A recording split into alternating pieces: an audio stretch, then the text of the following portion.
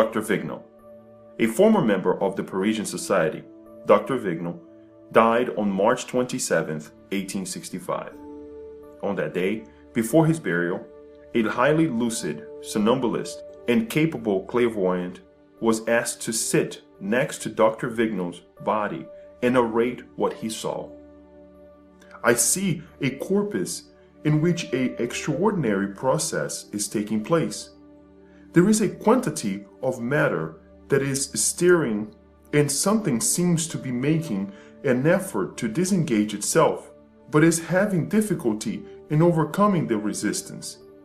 I cannot make out a well-defined spirit form. An invocation was made at the Parisian Society on March 31st.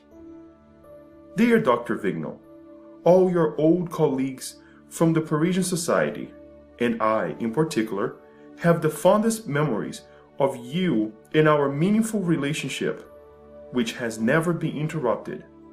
Our reason for evoking you is primarily to express our affinity, and we would be happy if you could and would wish to communicate with us. Dear friend and worthily teacher, such a fond remembrance and displays of affinity are very pleasing to me. Thanks to your evocation and prayers, I have been able to come today without hindrance to attend this meeting of good friends and spiritist brothers. As your young secretary rightly said, I was anxious to communicate, and since this evening I have employed all my spirit strength to control my desire. But since the serious subjects you have been addressing interest me very much, they made my waiting less painful. Forgive me, my dear friend, but my gratitude required that I manifest myself. First of all, tell us how you found yourself in the spirit world. Describe the process of separation and the sensations at that moment, as well as the time it took you to comprehend your situation.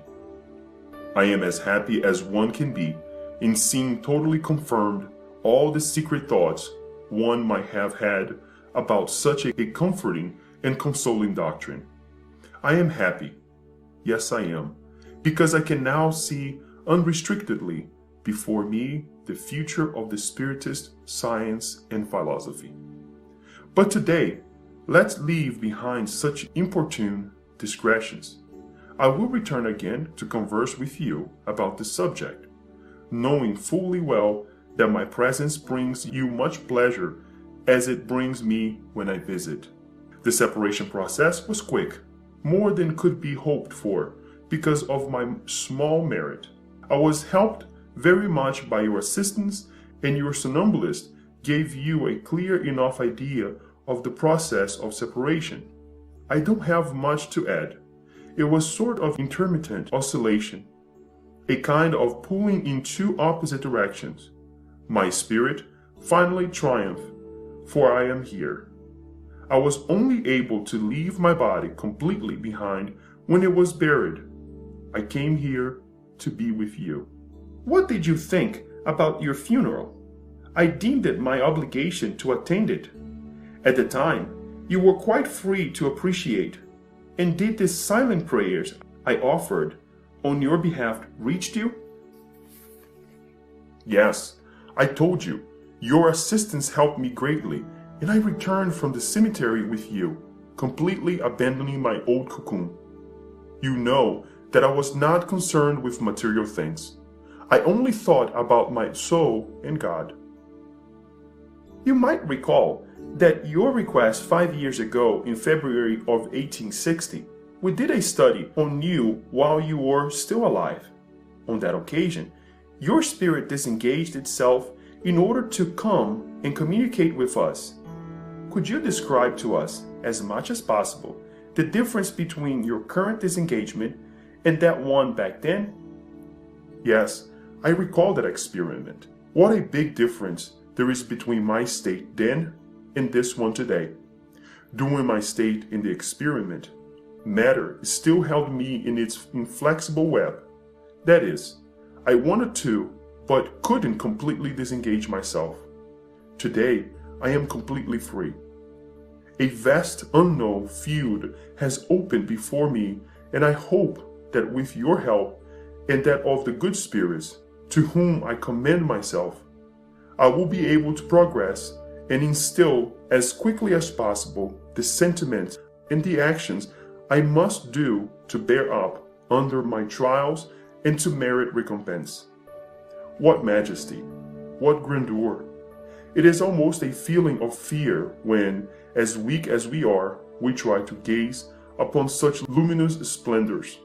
We will continue our discussion of the subject wherever you want. I have responded succinctly and haphazardly to several questions, but please don't ask too much for now from your faithful disciple, because I am not yet completely free. I would love to converse some more, but my guide is moderating my enthusiasm, and I have already greatly valued his goodness and justice. Thus, I submit myself entirely to his decision, despite my disappointment at having to break off our conversation for now. It comforts me to know that at times I will be able to come to your meetings incognito. I will communicate with you whenever I can. I respect you and I wish to show it. However, more advanced spirits take priority, and I must bow to those who have allowed me to give free rein to the torrent of my accumulated thoughts. I will leave you for now, my friends, and must doubly thank not only you, spiritists, who have evoked me, but also this spirit who has allowed me to take his place, and who on earth had the illustrious name of Pascal, he who was and always will be the most devoted of your followers, Dr. Vignal.